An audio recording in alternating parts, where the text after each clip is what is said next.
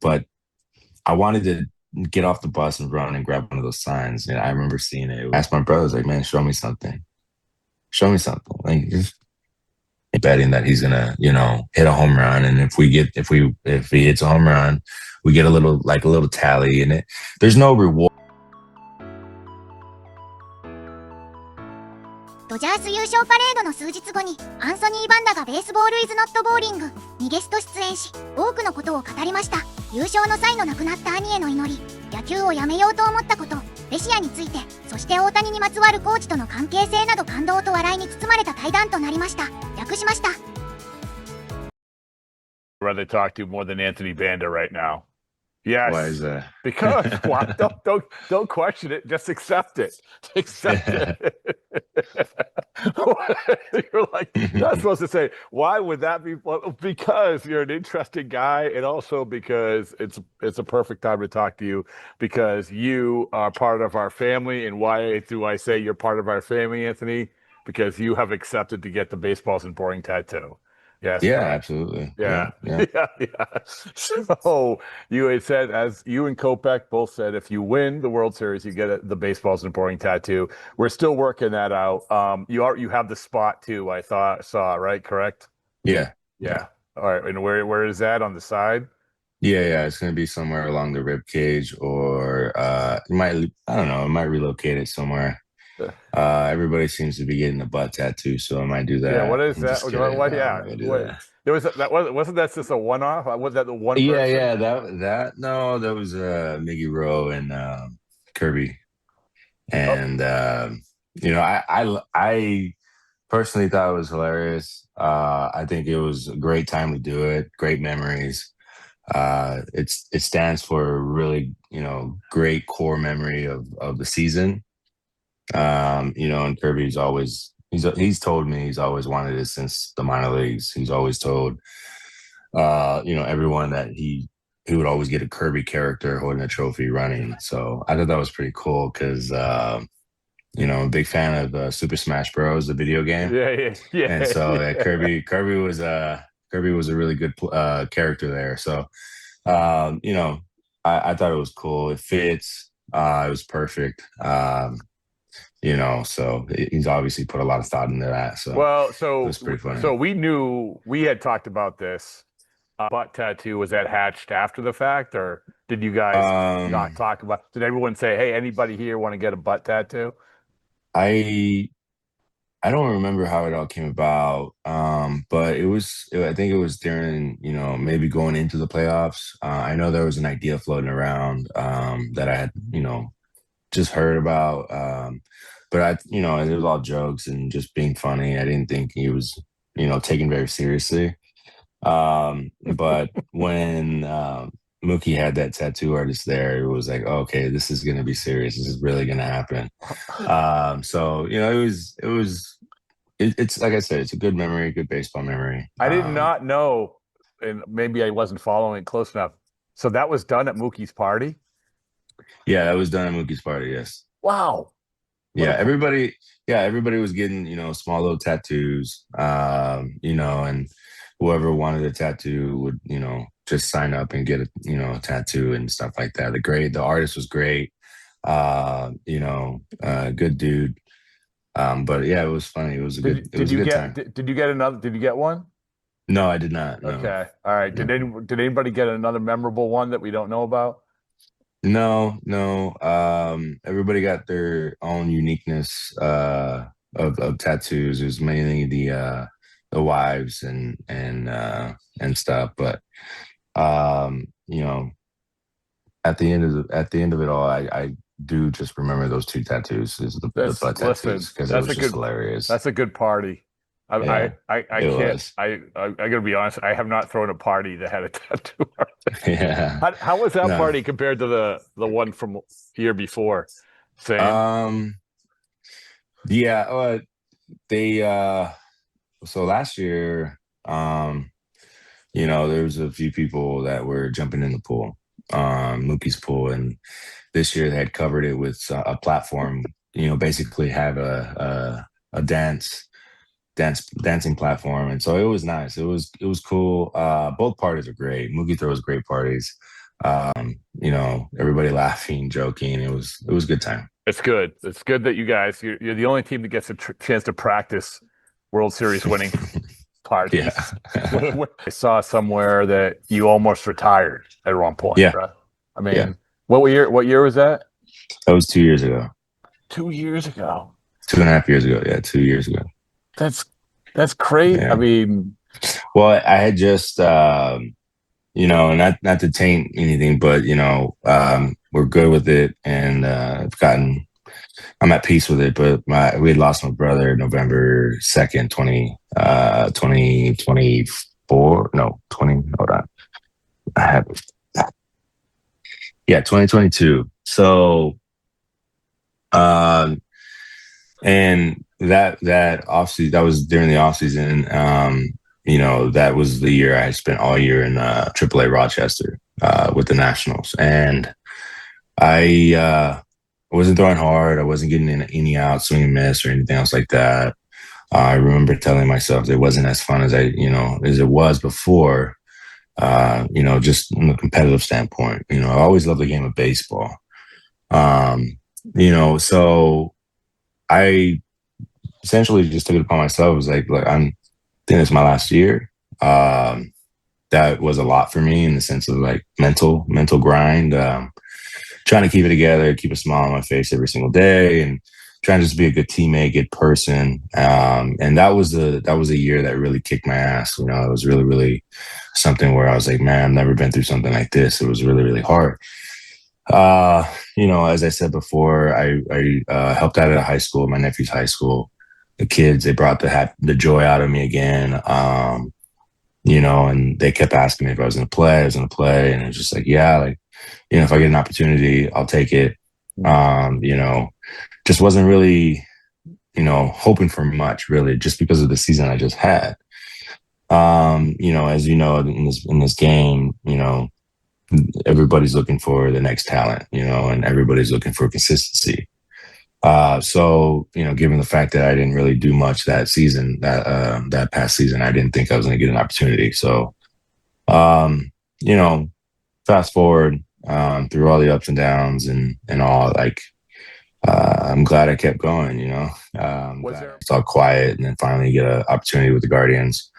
I just told myself, I was like, look, man, can't have the season you just had.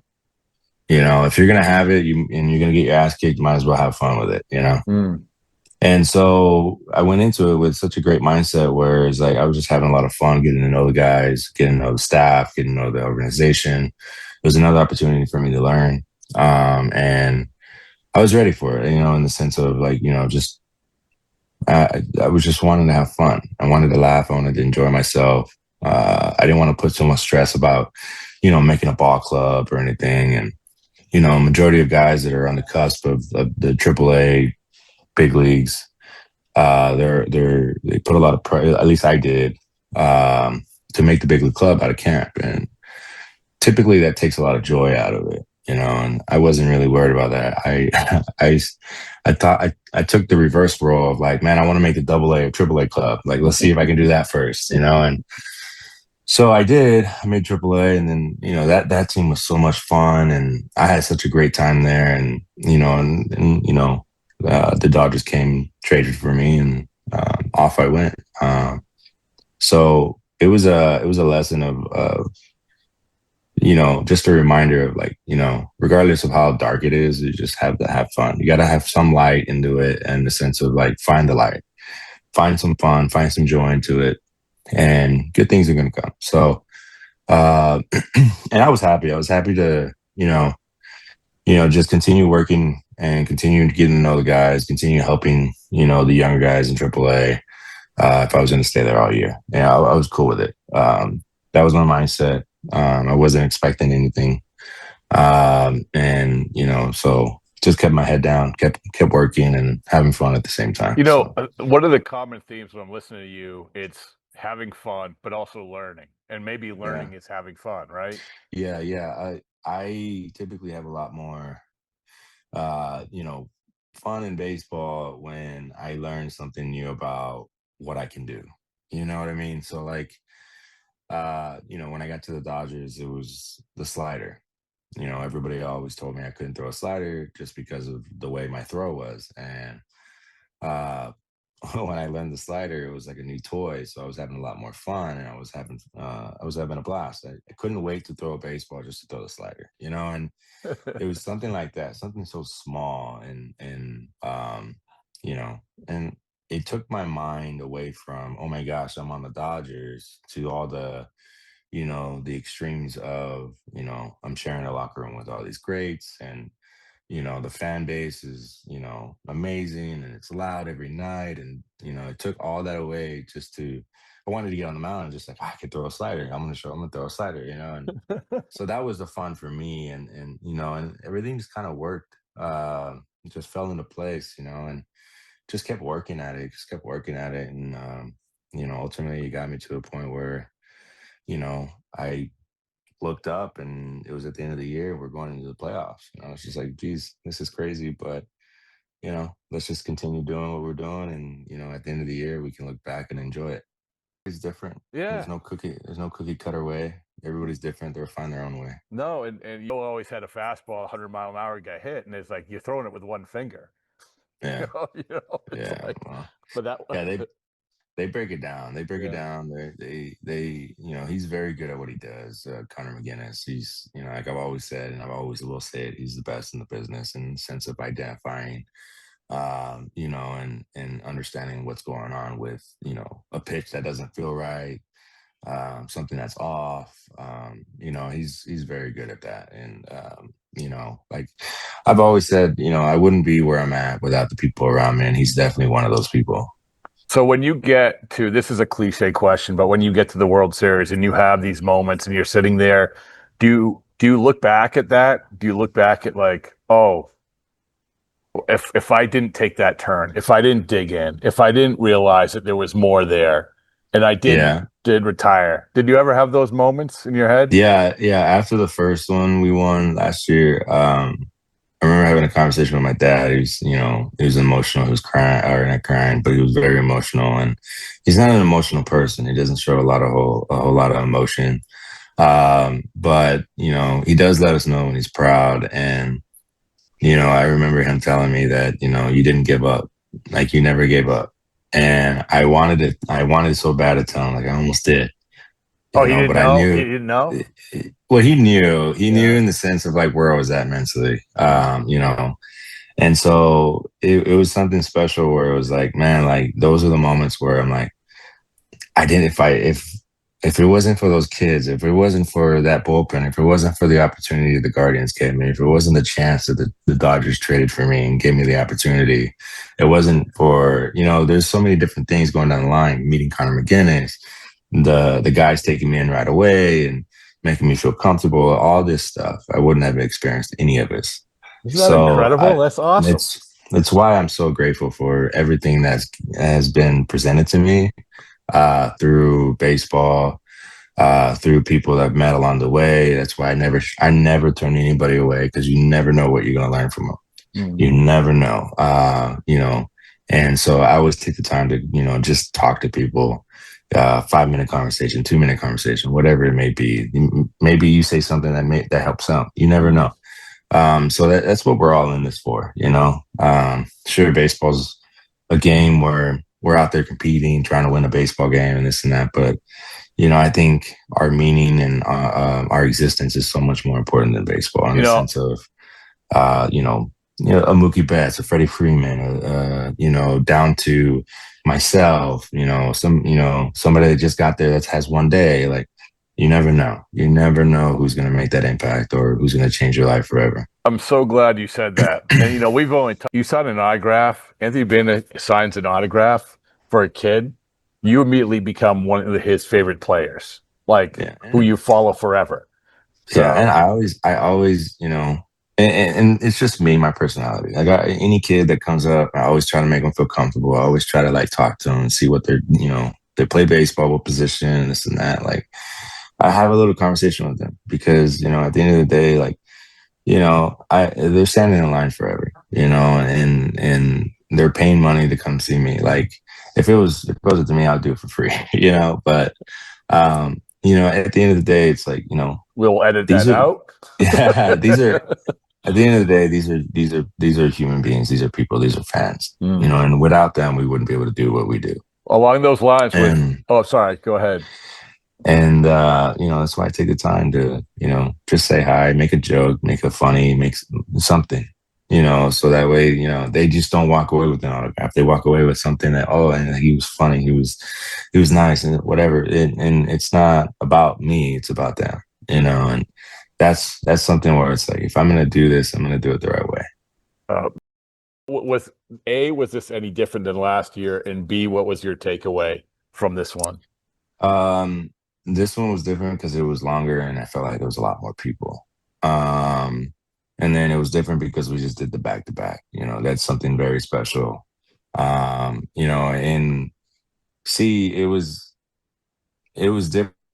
I loved it because everybody had a moment, in that postseason. Everybody had a moment where they shined. Everybody contributed. Everybody had some type of help to get the team to the World Series, to ultimately win the World Series, right?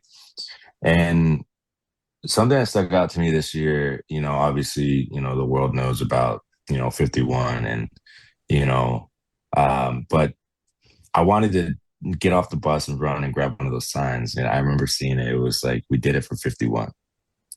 And that hit me so hard because, I love that guy so much. I love the family and they're great, amazing people. And that was something that stuck out to me. And that will always be in my mind for that parade.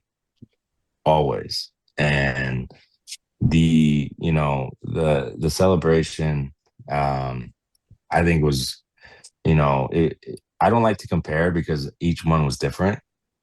They're both very, very special. But yeah, the second one is my favorite just because of the fact that everybody contributed. Everybody had their hand in it. Everybody did their part. And, I felt like it was something that we fought tooth and nail for. And it was exhausting. Everybody earned it.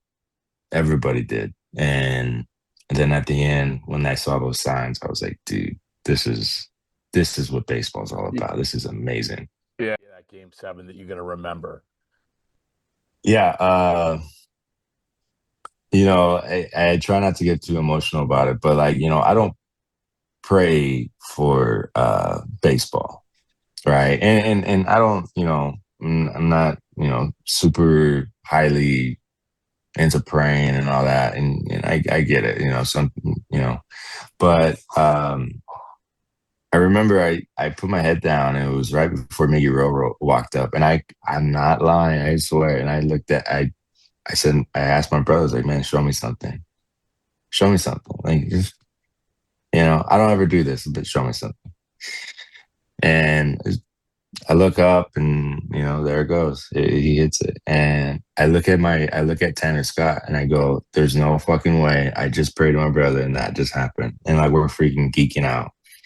And I remember it's hard for me to get really emotional, right? And I remember I was holding back tears and I was like choking up a little bit. And I was like, I cannot believe that just happened. I can't believe that just happened, and, regardless, it may have been coincidence or something, but like, to me, that's something that stuck out the most. The secondly thing that stuck out the most was, I saw, one of our trainer was down there, Jonathan Erb. Oh yeah, another friend of the program. Yeah. He will not. I was so close to having him getting a tattoo as well. Instead, he just wants to show up to the party to get the tattoo, to watch the tattoo. But go ahead. Go ahead. He's amazing. I remember seeing him a little down, and I said, "Hey, cheer up, man! We're gonna win this ball game." And he's like, "Yeah, you're right." And sure enough, the Miggy hits it. Then Will hits it, and then I remember him after when we were celebrating, he was like, "Thank you for that, And I was like, "Dude, you did it to me, and I gotta make sure I gotta do it back. Like we gotta keep each other up. We gotta, but the thing is like he he's one of the most like exciting, high energy driven person in our bullpen, like in the sense of, cheering, being there, being in the moment. He's all about it. He loves the game, dude. Like he loves it. And he genuinely just makes me smile in the sense because I watch somebody just genuinely just enjoy the game that is a part of us, and he's amazing, man. Well, I told him he's a meme, like off of the Otani third home run. Which, by the way, him and Kopech both said they actually predicted it like the day before or something. I don't know. Well, the funny thing is that we were actually talking about it. So it was in Miami, and we're sitting there, and you're talking about the one he caught, right? Yeah, the line drive. Yeah. Okay. So we're sitting there, and it's me, him, and our bullpen coach, Josh Bard. And we have this game in the bullpen, and it's been explained where it's like we each have a call, and we'll have a random pick of us, and Shohei comes up, hey, I'm in. We're basically betting that he's gonna, hit a home run, and if he hits a home run, we get a little tally in it. There's no reward or anything. It's just more of bragging rights at the end of the year. Whoever wins it all. Well, right? Isn't there? Do you write something on the wall or something? Yeah. In our bullpen, yeah. Because Joe was have the boys go bring you down there and they're not going to let me in the bullpen in the middle of the game show. No, go ahead. But and I remember the whole it all worked out so perfectly. It's so wild where J-Bone goes in, Jonathan Erb, he goes in, and he puts his glove on, right? And it's so funny because he's left-handed too. And I remember the bullpen coach goes, hey, if it hits right at my face, I'm not moving. You got to catch it. And, we're just like, yeah, right. And we're just like, well, what if it hits you? And he's like, well, I get the point. And they're just back and forth, right? And then all of a sudden the ball gets hit and it's coming. And I remember I distinctly grab him and I'm like, I go, J-Ball. And I'm like, get it. And it's right. It just worked out exactly how they explained it. That's why he freaked out so well, of course, catching the ball and he got, all those points, but he was freaking out just because of the fact that we had just talked about that scenario and it just happened just the way we talked about it. And it was the most electrifying home run that I've ever seen someone celebrate. It was so funny because of how just pumped. I wish we had a camera on that. Like the way his excitement was, how he pumped he was. And what was your first? You haven't done a tattoo. What was your first tattoo? My first tattoo was a cross from my grandparents. Okay. Yeah. How old were you there? 18. I started at 18. Okay. Yeah. All right. And I don't want to say how many, but yeah, I got a lot. This off season, I'm planning on getting my ribs filled and touching up the back a little bit. And don't fill that spot. Yeah, and well, it's gonna go with with it. Yeah. The first part is gonna be that tattoo, but on the other side, I have a few ideas that I want to put on the other side. Okay. But yeah, we're gonna try and knock that stuff out, and we'll see.